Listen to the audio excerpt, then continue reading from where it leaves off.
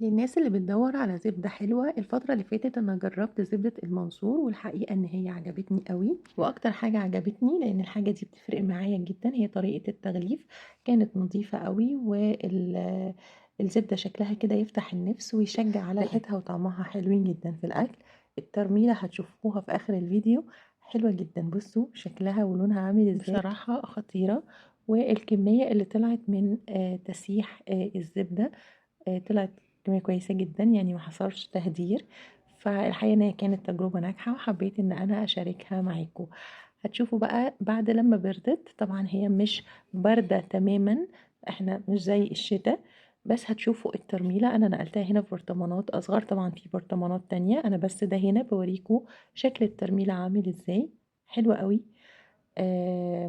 ريحتها خطيرة. في حاجة تانية كمان ان بيجي ستيكرز باسم المنتج، فانا فكرت ان انا الزقهم على البرطمان بالشكل ده واحتفظ بيها. هسيب لكم اسم الصفحة في التعليقات، ادخلوا عليها وشوفوا المنتجات بتاعتهم وان شاء الله تعجبكم.